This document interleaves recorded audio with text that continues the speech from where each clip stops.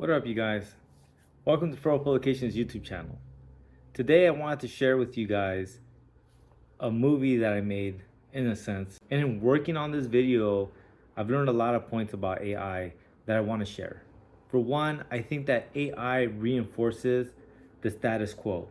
AI doesn't allow you to play dangerously, and it really waters down people that are more different. So, for instance, one of the things the AI asked me when I gave it my script was, "Oh, you want to make an R-rated movie?" is what it told me. And I said, "Yes, correct." And it cut so much out because it just didn't understand nuances. It didn't understand what I was trying to communicate. It didn't understand the way I was trying to communicate it. It has no humor, in a sense. And the things that I find humorous, I think there's a genre for. In a lot of ways, AI won't pick up on that and doesn't understand it. And so because of that, I feel like AI is not the threat to art as you would think. I think that for a lot of people, that tends to be what they're looking at, and they're nervous because they make Hallmark-like movies. They play it safe themselves. They tell the same story that anyone else could tell, right?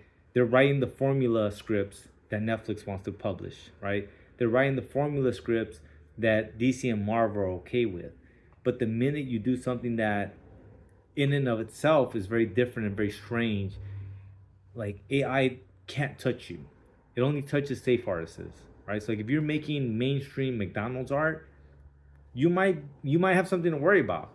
But if you're making art like the stuff that I make, AI is not going to touch you at all.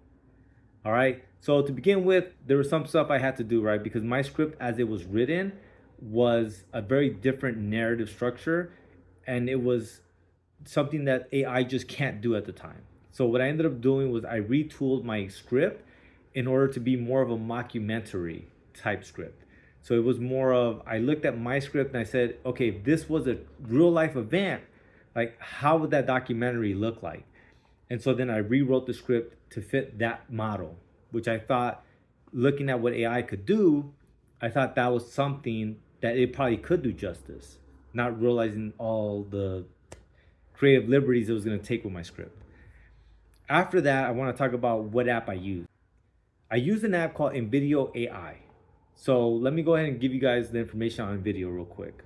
So InVideo AI, it says generative AI videos with just text.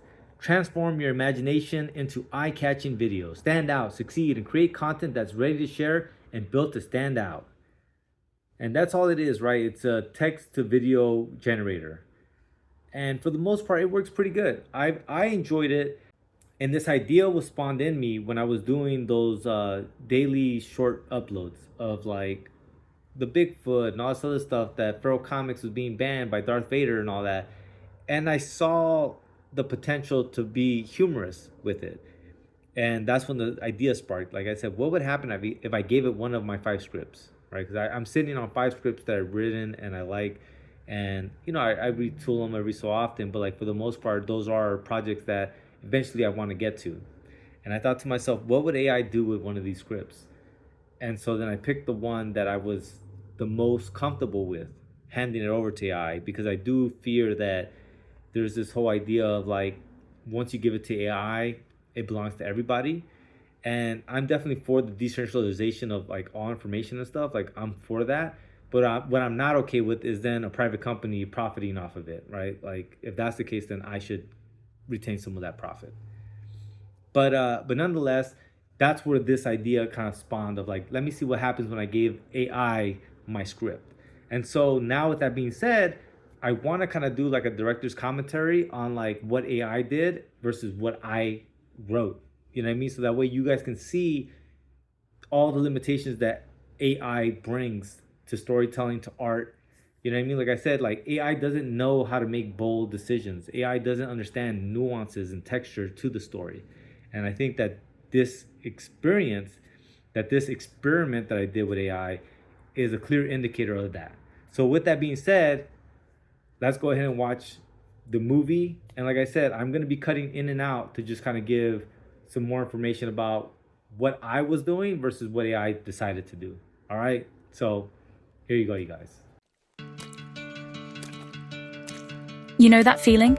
The one where you dream of something big? So many young people today have this huge dream. They want to be famous, really famous. It's like a modern-day gold rush, but for likes and followers. Why is that, you ask? Well, it's pretty clear. Fame looks like a golden ticket. A ticket to an amazing life. It promises freedom, doesn't it? No more homework, no more chores, maybe? Or at least, that's what it looks like from the outside. So much sparkle, so much shine.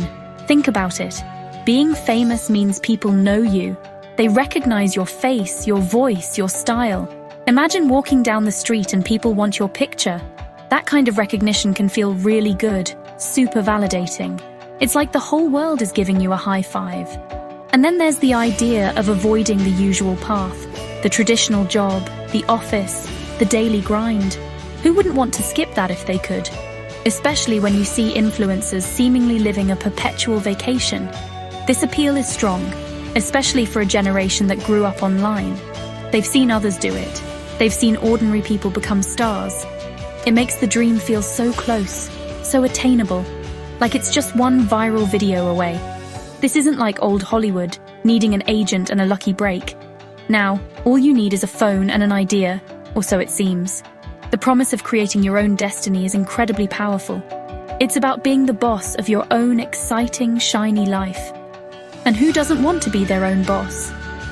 So, this dream isn't just about money, though that's part of it. It's about being seen, being heard, being admired. It's about having a voice that reaches millions. It's about influence, about making an impact, maybe even changing the world. Or at least, changing your own world in a big, big way. The allure is a mix of creativity, independence, and that sweet, sweet recognition. It's a powerful cocktail, and lots of young people are drinking it in. It's understandable, really. We all want to shine. It's a human thing, I think. Now, let me tell you about Linda. She's a teenager. Just like so many others, Linda had that big dream. She wanted to be a social media influencer, a big one. She'd spend hours scrolling through feeds, watching her idols. They made it look so easy, so fun, so rewarding. Linda thought, I can do that too. Why not me? She had her smartphone, a ring light she saved up for, and a whole lot of hope in her heart. She was ready to take on the digital world. She just needed that one thing to make her stand out. The thing is, Linda felt pretty ordinary. She wasn't a pro dancer, or a comedy genius, or a makeup guru. She was just Linda, a nice regular kid. But online, regular doesn't always grab attention, does it? So, she started by doing what many others do. She copied. She tried the viral dance challenges, sometimes missing a step or two. She attempted the funny skits, but the timing wasn't always quite right. She even tried lip-syncing popular audio clips, hoping for a spark. It was like throwing spaghetti at the wall, hoping something would stick. She'd post her videos, then check her phone every 5 minutes, hoping for likes, for comments, for that follower count to jump.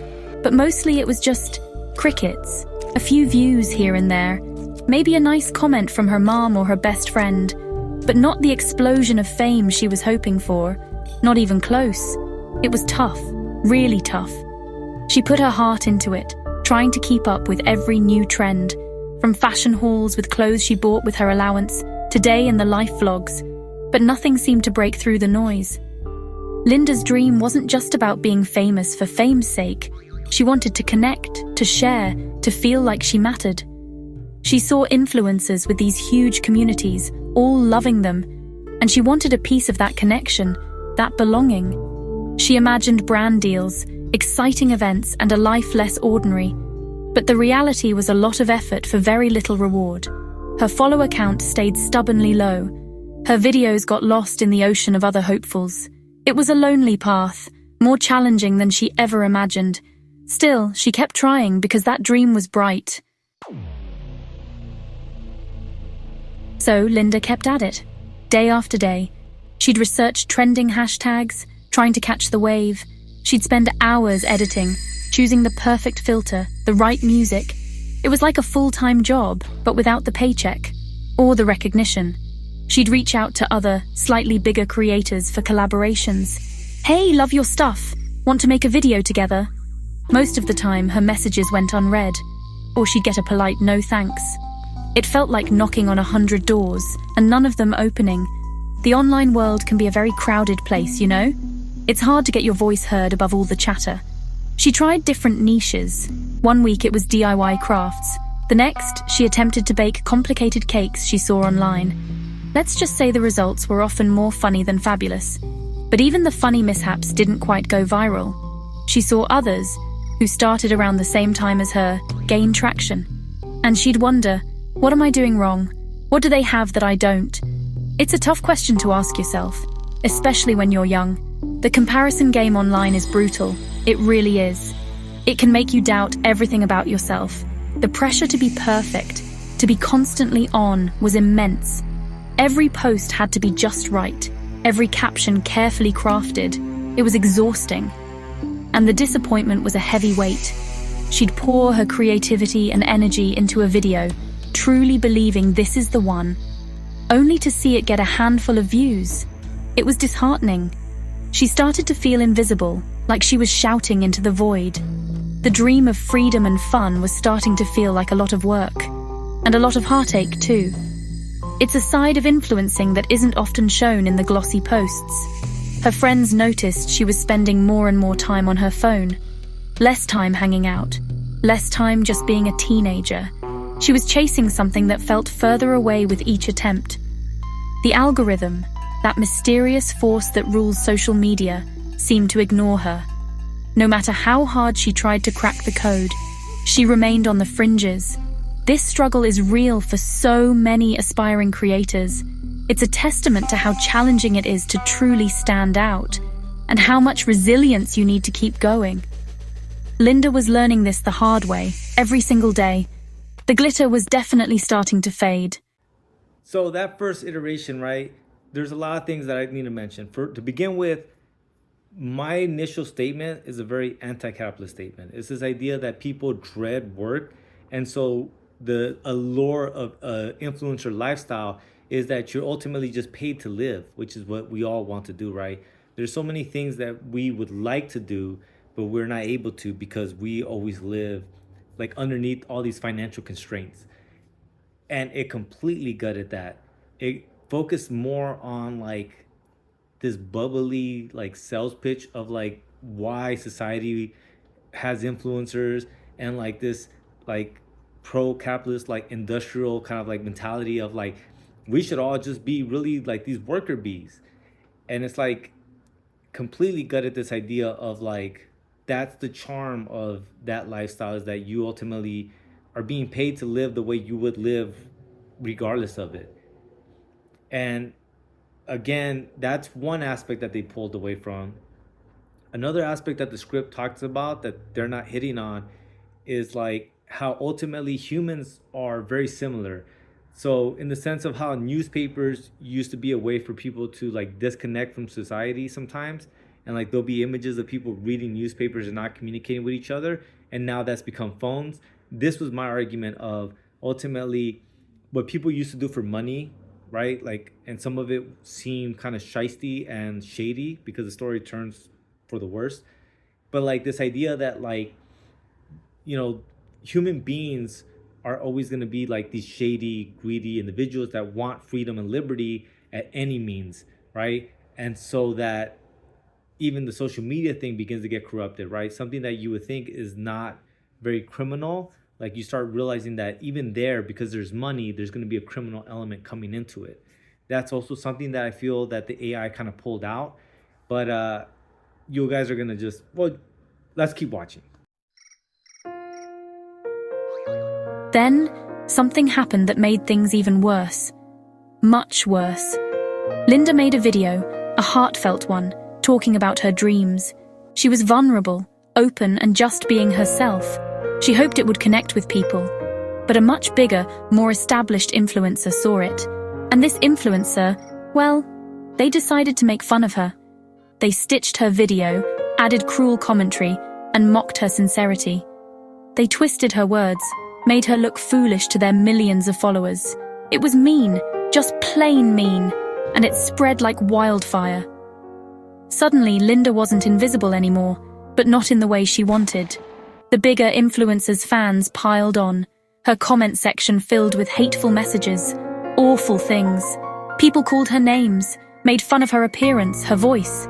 Strangers, who knew nothing about her, were dissecting her, tearing her apart.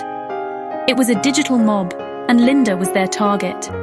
The bullying wasn't just online either. It spilled into her real life.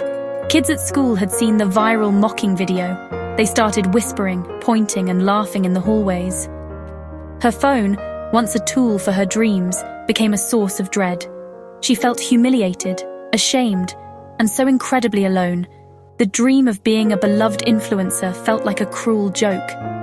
Now, she was known, but for all the wrong reasons. She'd lie in bed at night, replaying the mean comments in her head.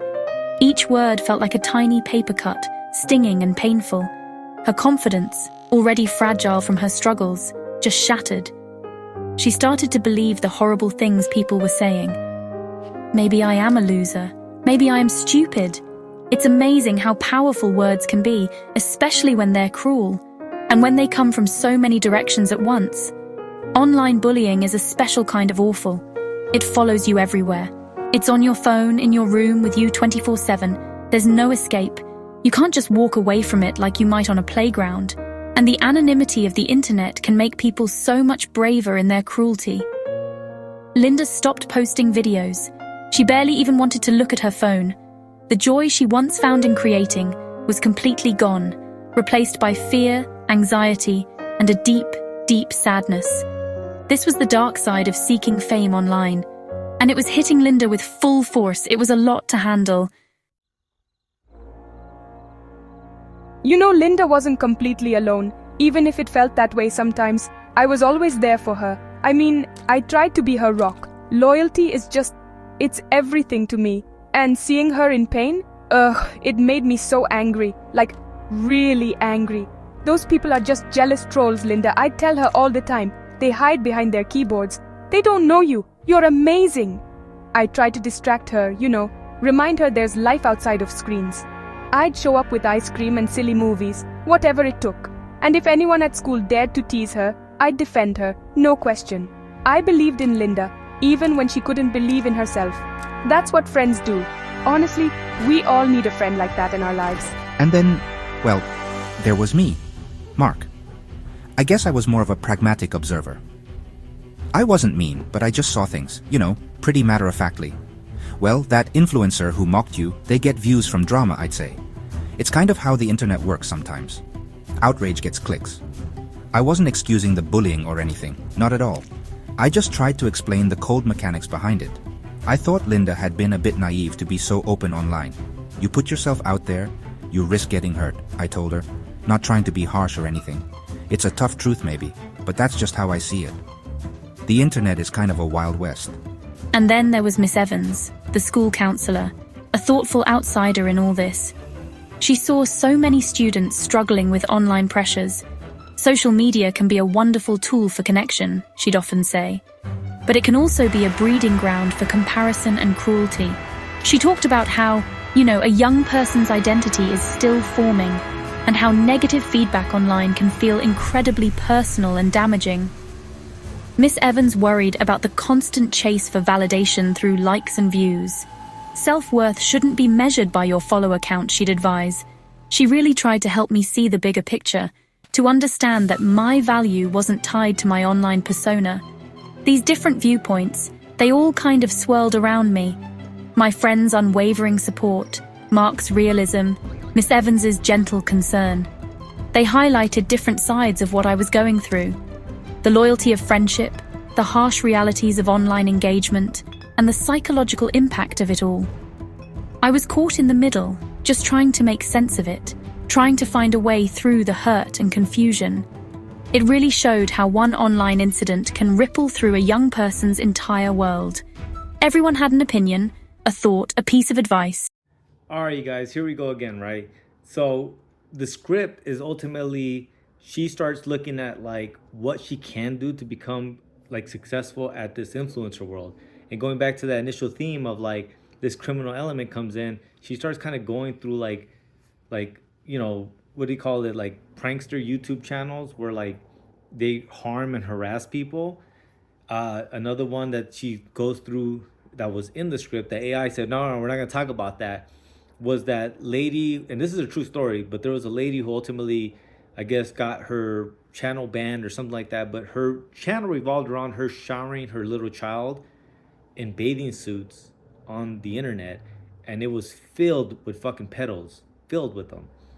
And it was this idea, again, that I was trying to communicate, is like the criminal element will always find its way into anything that has money involved.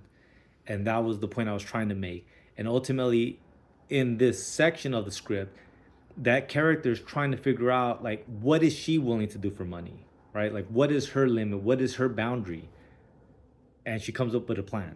It's ultimately kind of the way the story is structured. But the way the AI is doing it, it's like almost like she's the hero. Spoiler alert, okay? Because she's not the hero, which you'll see throughout the story. In the end, again, though, AI really gutted that aspect out. But this person is as sick and diabolical as any other villain. All right? So that's definitely one of the main points that I really wanted to point out, was this idea that that this portion of the story, she's trying to come to terms with what she is willing to do for money. It's not just kids and counselors thinking about this stuff. Experts are too. So I talked to Dr. Anna Reed, a social media professional. She totally gets it. The appeal of being an influencer is multifaceted, I explained. It offers perceived autonomy, creativity, and a direct line to an audience. Young people see it as a way to bypass traditional gatekeepers. You don't need a studio or a publisher anymore, you just need a platform. Plus, I added, there's the allure of authentic connection. Followers feel like they know the influencer personally, even if they don't. This parasocial relationship is super powerful. It drives engagement and honestly makes the lifestyle seem really attractive. But there are risks, big ones. The pressure to maintain an image, to constantly create content is immense, I said, and public scrutiny can be brutal, as Linda experienced. Burnout is, unfortunately, really common among influencers. The need to be always on, always perfect, always engaging, it's a lot. And the financial instability for many is very real, I reminded. Not everyone strikes it rich. For every superstar, thousands are struggling. It's a demanding career path, often with very little support structure. The line between public and private life blurs completely. That's a heavy load for anyone, especially someone young. Then I chatted with Professor Ben Carter, a sociologist who studies online behavior, and he had some interesting thoughts about why bullying content, like what happened to me, gets so much attention. Unfortunately, conflict and negativity often attract more eyeballs online, he stated. It's a bit like a digital train wreck. People find it hard to look away. He explained that a public takedown, especially of someone perceived as vulnerable, can create a sense of drama and even superiority for some viewers. The anonymity of the internet can disinhibit people, leading to pack mentality, he added. It's just easier to be cruel when you're not face to face. That's a sad truth about human nature, amplified by technology. Professor Carter also talked about why we're drawn to influencers in the first place. They often represent aspirational lifestyles or relatable struggles, he said. They can build communities around shared interests, which is very positive. But he cautioned that the curated nature of influencer content can be misleading. It often presents a highlight reel, not the full picture of life's ups and downs. This can lead to unrealistic expectations and social comparison among followers. So it's a complex world, this influencer culture. There are bright spots, real connections, but also some big shadows.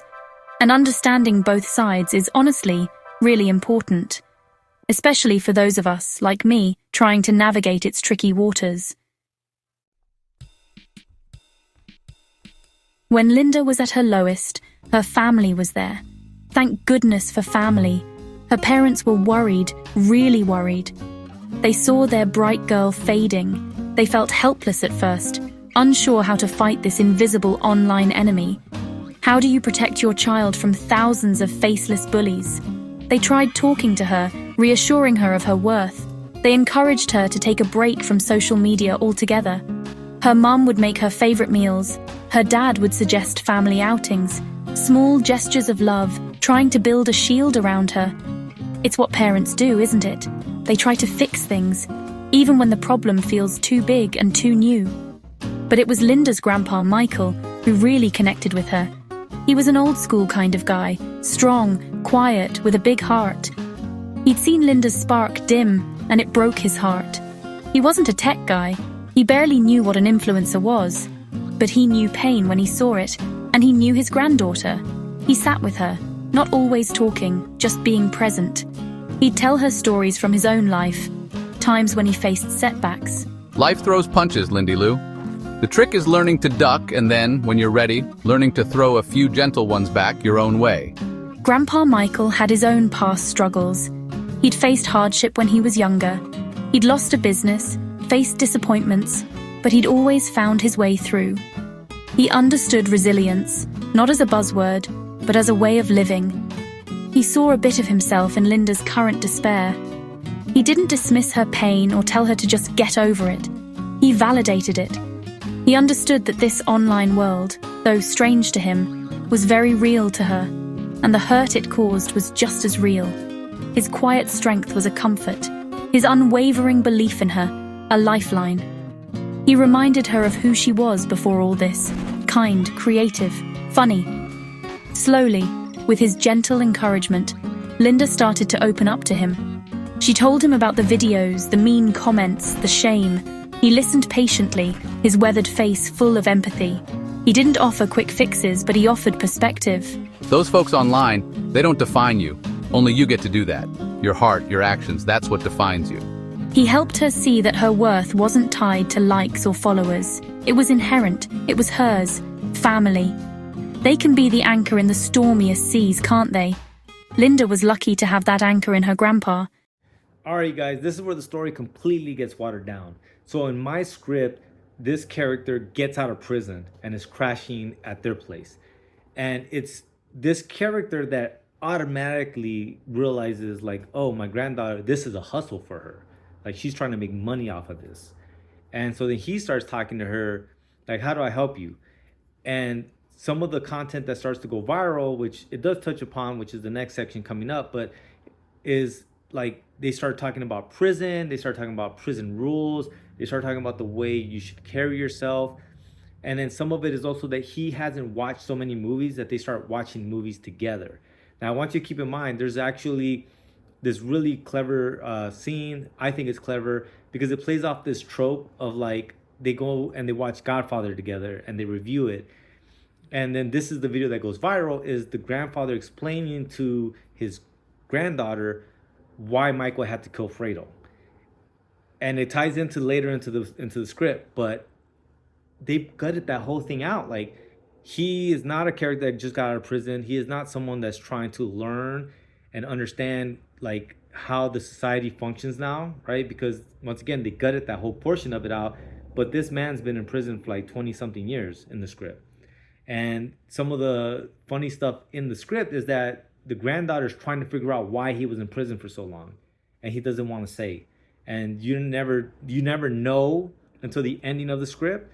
But it's just so strange that they gutted that. Like, it plays such a key role into the end of it all, but like they pulled that out for the only thing that I can understand is that they don't want to assume that people go to prison, but we do. You know, and that's a real reality that people face. And those are real people. And some of them are our family, friends, loved ones, and some of them are ourselves, right? And so it goes back to that point that I'm trying to make of like, AI cannot make art for us because art is a byproduct of our culture. And what ends up doing with AI is that they play off of algorithms, right? It's all numbers and data.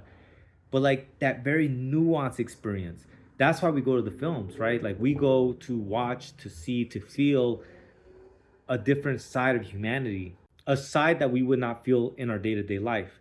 And that hopefully will bring us more understanding into the human experience.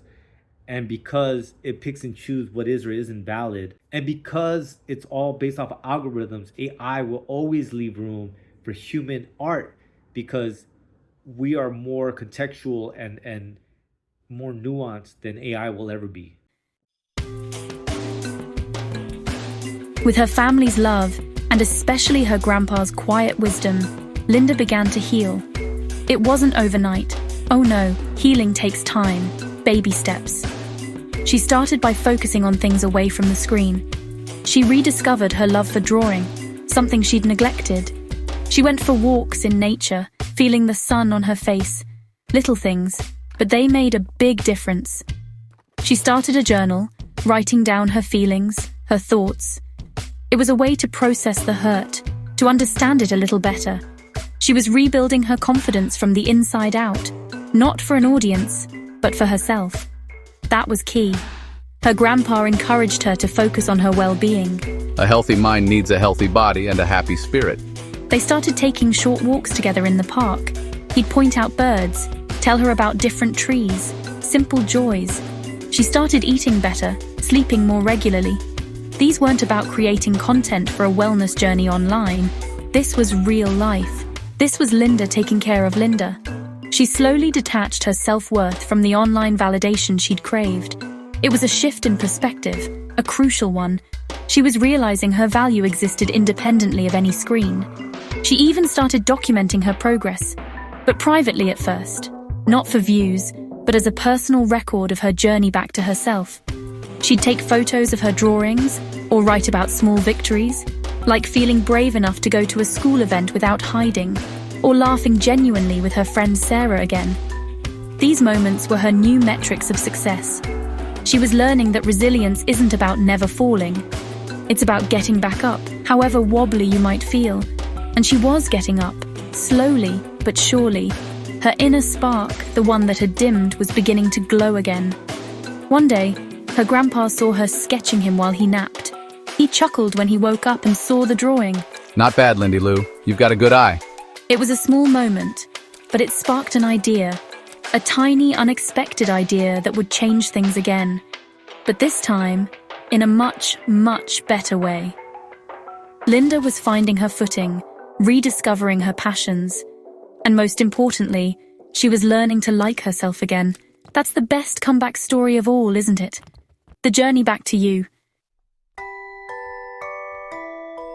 So that little idea, it involved her grandpa. Of course it did, Linda thought. What if we made some videos together, just for fun? No pressure, no chasing trends, no trying to be someone else. Just her and her grandpa being themselves. She was hesitant at first. What if people were mean again? Well, what if they're nice? He was game. He thought it might be a laugh. So they started simple, really simple. Linda filmed him telling one of his funny old stories. His expressions, his timing. He was a natural entertainer without even trying. They posted it, with no expectations. Just a little piece of their life. And you know what? People loved it. They really, really loved it. The comments were so different this time. Your grandpa is hilarious. This is so wholesome. More, please. There was a warmth, a genuineness that resonated. So they made more. They cooked his grandma's old recipes together, sometimes with funny mishaps like flour everywhere. They tried new things like Grandpa Michael attempting to understand TikTok dances. Spoiler, he was hilariously bad, and that's what made it great. They shared gardening tips. He taught her old card games. Just simple, everyday moments, filled with laughter and love. Their content wasn't polished or perfect. It was real.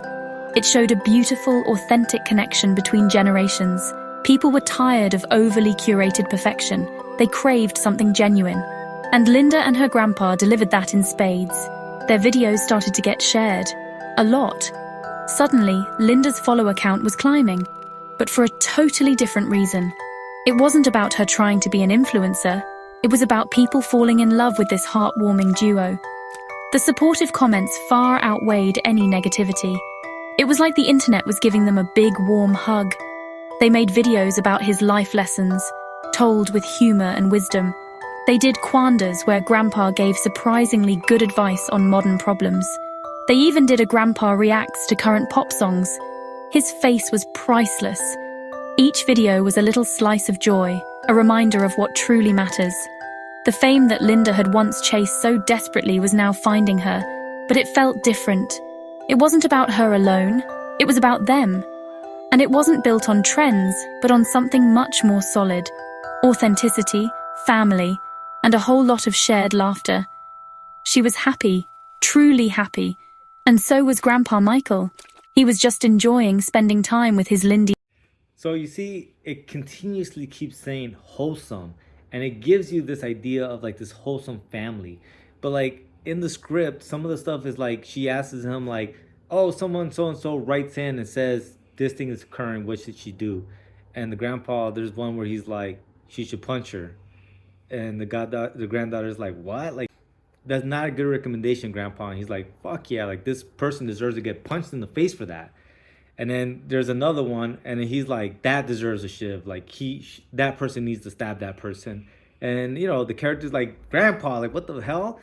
But again, a lot of it goes off of this idea that he just got out of prison, and it's the same thing that in that portion where he's coming to terms where like this is my granddaughter's hustle. Like this is how she thinks she's gonna make a big bag, right, of money, and he starts buying into it because in the script he asks her like, "Who's your favorite influencer?"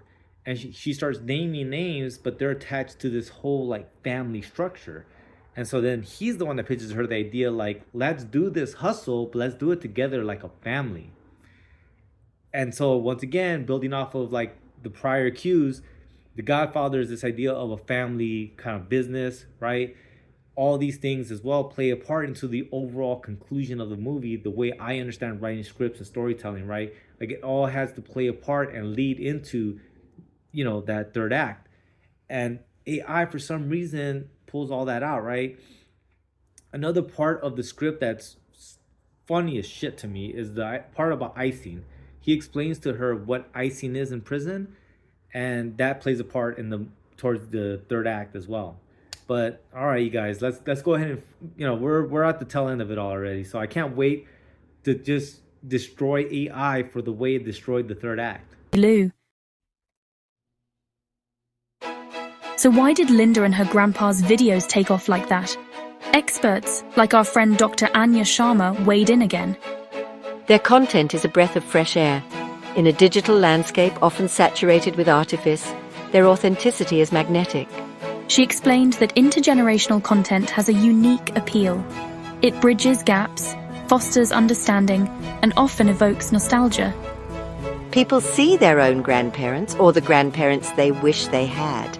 It taps into a universal desire for connection and warmth. It's content that makes you feel good. Simple as that. And we all need more of that, don't we?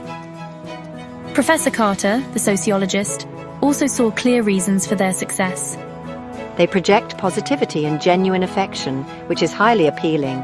In an era of polarization, content that unites and uplifts has significant power. He pointed out that their humor was gentle, never at anyone's expense. It was inclusive. Everyone could be in on the joke and feel good. This type of content builds community in a very positive way. It's not just about entertainment, it's about shared human experience. Their success showed that you don't need drama or negativity to go viral. Sometimes, all you need is a little bit of heart. A whole lot of heart, actually. For Linda, the biggest win wasn't the number of followers or the brand deals that eventually came. Though those were nice, sure. The real win was finding her joy again and sharing it. It was the strengthened bond with her amazing grandpa. It was realizing that her unique voice, her true self, was more than enough. She learned that fame can be a byproduct of doing something you love, with people you love, rather than an end goal in itself. That's a huge lesson, a really important one. She was no longer chasing trends. She was setting her own, one joyful video at a time. And the most beautiful part, their journey inspired so many others. People started sharing stories of their own grandparents. It sparked conversations about family, about slowing down, about appreciating simple moments. Linda and Grandpa Michael weren't just influencers, they were connectors. They reminded everyone that real connection, genuine love, and authenticity are far more valuable than any fleeting online trend or empty fame. Linda found her stardom, yes, but more importantly, she found herself. And she found that the best way to shine is to share your light with others, especially when that light comes from the heart and from spending time with someone you love. That's the kind of happily ever after we all root for. Now, one of the biggest differences between my script and the script I gave AI versus kind of what it created was Linda doesn't start seeing success until she is getting bullied online by an influencer who's not a major influencer in the story. He as well finds success through what ends up occurring with Linda. And that character's name is Lucky.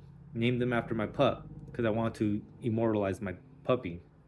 But they cut that whole aspect out. And throughout the whole script, the grandfather is continuously talking about how, man, I can't wait to see this guy. If I ever see this guy, I'm going to fuck him up. And like, that's a continuous kind of thread throughout the story, alluding to what you would assume.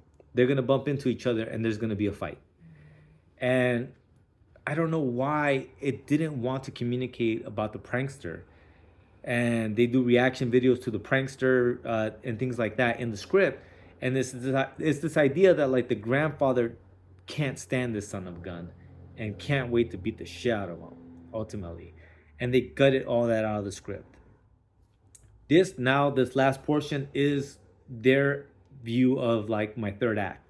The third act had so much more in it. Again, we'll get into it after you guys watch the AI version, and then I'm going to go ahead and give you guys my comments on what I actually wrote and gave AI and wanted, to be in the story. And don't forget, you guys, I still have the script, right? If you guys like this shit, who knows? Maybe things will go well for me, and eventually I'll be able to make this movie. But all right, guys, here goes that third act. But Linda, caught in the current of viral fame, couldn't stop. The world watched, hungry for the next moment, and Richard, once a beloved grandpa, became a target.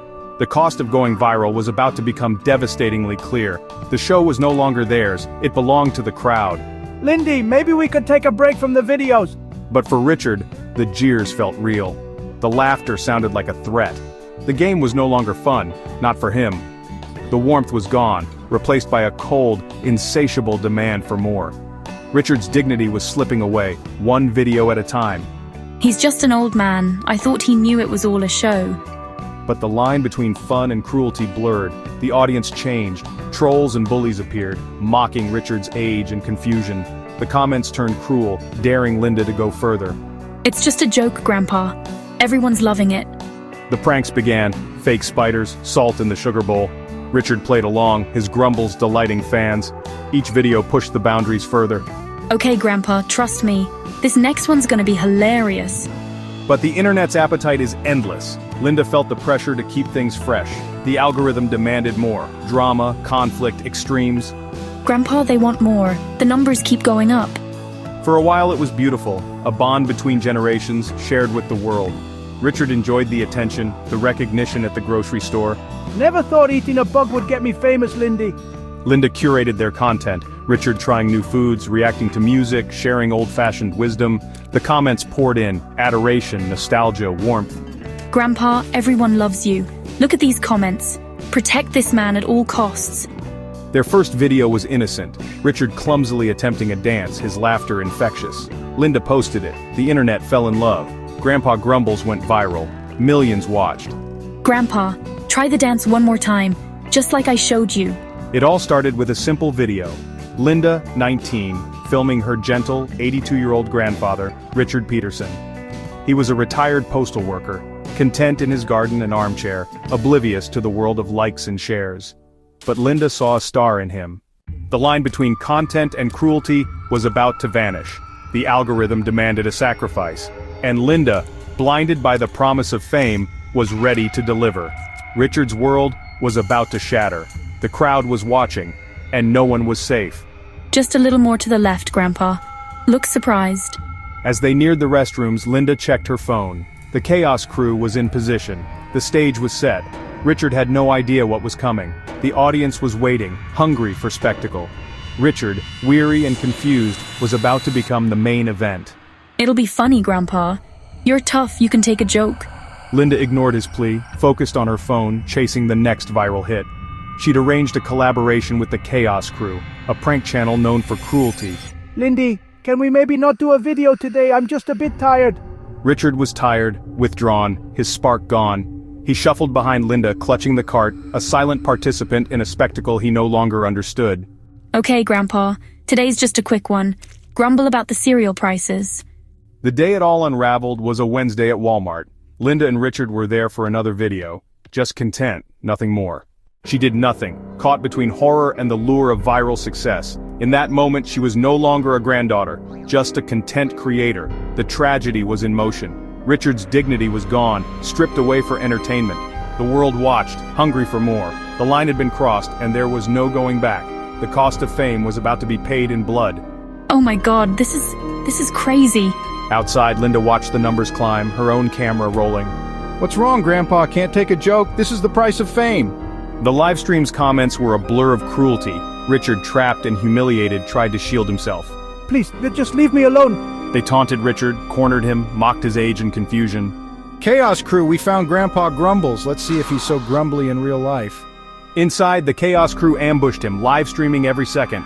I'll just be a minute, Lindy. Near the restrooms, Richard excused himself, seeking a moment of peace. Linda waited outside, phone ready, the Chaos Crew lurking. But it was too late. Richard lashed out. The live stream captured the violence, the screams, the chaos, the blood. Shoppers screamed, the store erupted in panic. Richard stood over the bodies, hatchet in hand, surrounded by horror. He dropped the weapon, waiting for the sirens. The internet watched, stunned. The viral sensation had become a nightmare, and nothing would ever be the same. I think we should go. Maybe we pushed him too far. Richard grabbed a hatchet from the shelf, ripped it open, the pranksters froze. The joke was over. He's running, folks. Grandpa Grumbles is on the run. Inside the restroom, something in Richard snapped. He burst out, frantic, into aisle 9, hardware and tools. The Chaos Crew followed, still streaming, laughing. Richard sat in jail, bewildered, as the world argued over his fate. The debate raged far beyond the courtroom. The story was no longer about people. It was about what we had become. The internet had claimed its victims, and the nation was left to pick a side. No one could look away. The cost of viral fame was now undeniable, and the reckoning had just begun. The families of the dead pranksters pleaded for justice. Legal experts debated digital self-defense. Psychologists discussed cyber provocation. Grandpa Grumbles became a cultural Rorschach test. Was this murder or a desperate act of self-preservation? They backed a dog into a corner and were shocked when it bit. Others defended Richard, a victim pushed to the brink by relentless harassment. He's a murderer, plain and simple. You don't get to answer words with an axe. Some saw the Chaos Crew as victims, just kids, stupid but undeserving of death. The story exploded across every screen. Grandpa Grumbles, double homicide, viral tragedy. The live stream footage was everywhere, fueling a national debate. The gallery gasped. Linda's innocence shattered. She was a co-conspirator, not a bystander. Richard looked at her, his face a mask of stone. The betrayal was complete. The jury found Richard guilty not of murder but voluntary manslaughter. Extreme provocation was recognized. The sentence 20 years, parole in 10. For Richard, it was a life sentence. The courtroom was heavy with sorrow. Richard sat impassive as the judge spoke. The cost of viral fame was now a matter of law, and the tragedy was not yet over. You have to really get in his face. Make him cry if you can. The restroom is perfect. But the prosecution revealed damning texts Linda had planned the ambush. I loved my grandpa. I never wanted this. Psychologists testified about the toll of cyberbullying. Linda took the stand, sobbing, claiming she never meant for things to go so far. For months, Mr. Peterson was a puppet. His dignity chipped away. In that restroom, they broke him. The defense argued Richard was a victim, broken by relentless harassment. This isn't about social media. Chow argued, it's about a choice. 5 months later, Richard's trial began, the world watching. The prosecution painted him as a killer. He chose the hatchet, chose to kill. Richard Peterson was gone, his final protest against a world he couldn't survive. The courtroom became a scene of chaos and grief. The viral tragedy had claimed its third and final life. The cost of fame was now absolute. The story was over for Richard. But for Linda, the reckoning was just beginning. The world watched, stunned, as the curtain fell. Linda screamed, a sound of pure horror.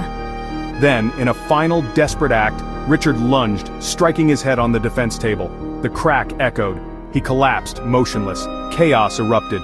You did this, Lindy. You killed us all. The verdict sent shockwaves. Linda, once sympathetic, now the villain. Richard, gaunt and hollow, awaited sentencing. The judge spoke of technology's power to harm, of lives lost, of irreversible consequences. 3 families shattered their pain public, their grief endless. Linda's trial was somber. Her defense, a product of her generation, blind to consequences. The prosecution, a cold manipulator. She was found guilty 5 years in prison, the first for deaths linked to a viral prank. As she was led away, her face was blank, a performance finally ended. The world moved on, but the scars remained. The cautionary tale was set. The cost of viral fame was now written in law and in blood. The silence that followed was deafening. The show was over, the audience dispersed, and the lesson lingered. We just wanted accountability, Kyle's father said. Now it's all just a circus. The case became a landmark testing the limits of digital responsibility. The families grieved justice tainted by the horror of it all.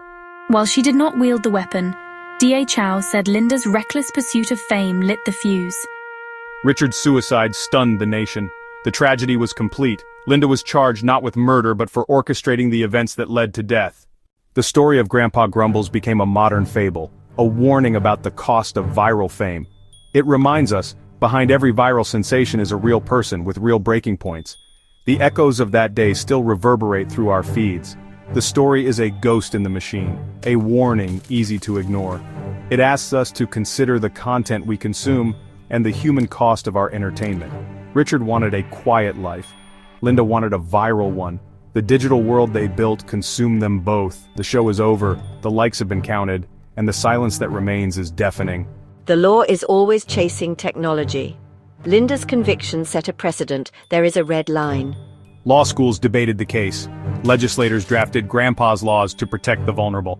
What we saw was the lethal intersection of generational disconnect and the attention economy.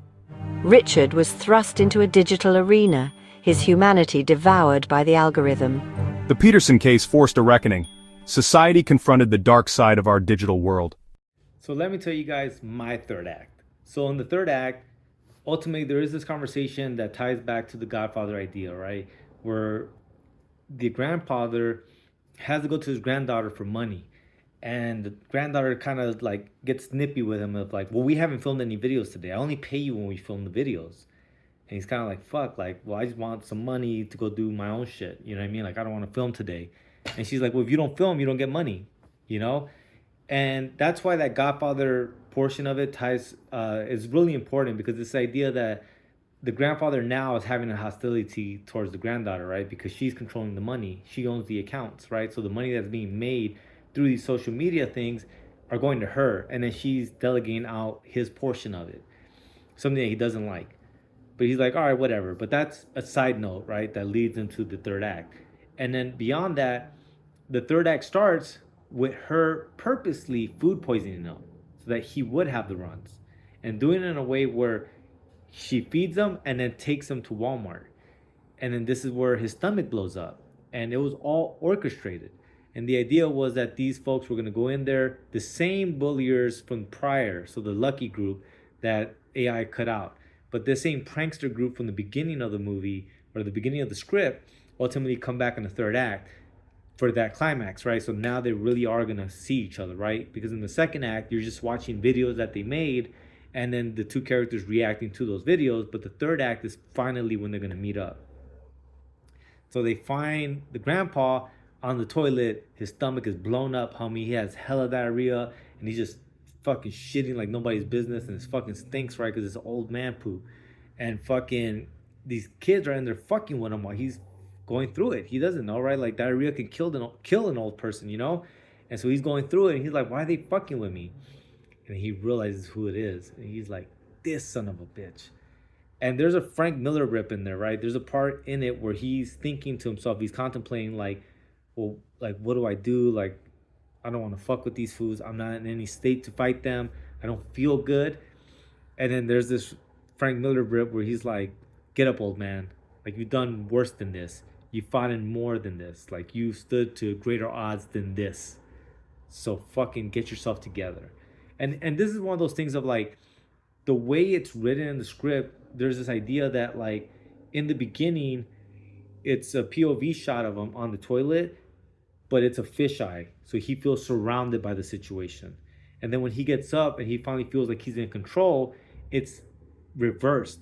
But now it's a fisheye lens that way. Like, he's in control of the situation. And those are just like the differences between AI, right? Like, I don't think AI would have ever put that into the script. This idea of the invertedness, right? So like the camera kind of communicating to the viewer how he feels like he's engulfed in the situation versus when he finally starts to act, like he's engulfing the situation, right? Like he's containing the situation now. Again, AI is never going to get rid of art. AI is never going to get rid of human art. But anyways, the story progresses where he starts to ice them. That's why that icing thing was important to the overall script, because when he comes to that moment, you understand what he's doing. But because they pulled it out even from the end. Like, it's okay to kill him with a hatchet. That's not even in the script. The hatchet part came out of nowhere. I was like, what the did this come out from? It's not in the script. But whatever reason, AI decided to put that into the script, right? But he starts icing them with shit. And when he throws the shit on them, that's when the things escalate. Because now, although the Lucky character, who's the main prankster channel owner, right? He doesn't want to get physical with Grandpa because he's in on it and he's thinking like this is just a tick for tack, right? Me and homegirl Linda, right? His granddaughter, like we're in on this together. So like we're having some sort of like professional respect towards each other. But once he flanks shit at the other people in his group, they're like, whoa, bro, this fool just threw diarrhea at my fucking face. So shit escalates, right? So then they start kicking the door down. And once they run in there, there's a fucking brawl. And in that brawl, they die, right? Grandpa doesn't know what the fuck's going on. Grandpa's not in on it. So he's giving it his all because in his mind, he's like, I'm an old fart. Like, these are two young fucking bucks. Like, they're going to fucking lay my ass out unless I come with everything I got. And everything he got tends to be more because he's been in prison fights, because he thinks that way. His body's already been trained to react that way. Stuff that was in the script that AI pulled out, right? But so then it just kicks into gear. He doesn't even think. He just reacts the way he would normally if two guys were jumping him. The third guy obviously is live streaming it. That's part of the story because the next portion of the story is the court proceedings. The court proceedings is like the conclusion to it all. This is when you start realizing everything that occurred and who was who. And they start arguing the points. Ultimately, that's where you find out what Grandpa went in for, was for killing a drunk driver that ran over his wife. You start realizing that like Grandpa is the hero of the story, the unsung hero, right? He was the most noble of them all, always continuously wanted the best for his family. He killed the drunk man, but tried to get away with it. It wasn't like he killed him in a passion, was like, take me to jail. Like he killed him and was like scot-free for years before they found out that it was him when they updated their like evidence system. So like it's this whole like backstory, but like all that stuff, it gutted. And then it gutted my favorite part of the movie. The script at the end, he is not being shackled up because they're like, this is an old man. Like, he's old. He's not going to hurt nobody. And his family is sitting behind them, his granddaughter being one of them. And as he's being sentenced, he literally grabs his granddaughter by the hair, pulls her over, and slices her face and whispers in her ear, fuck you, Fredo, you did this to us. And that is the end of the movie that I wrote. Tell me that's not a better ending than what the hell AI did.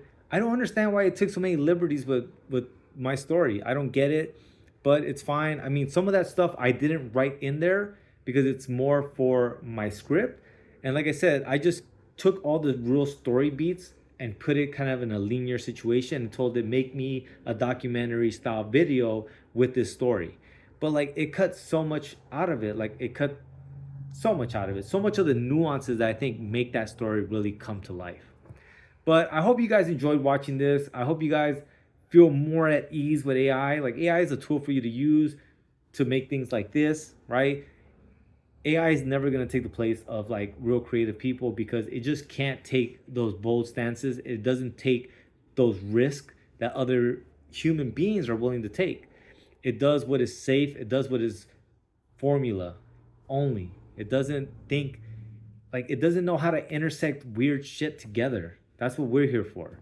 But all right, you guys, as always, thanks so much for watching. Please like, share, and subscribe. And let's keep making weird art. All right? Lights.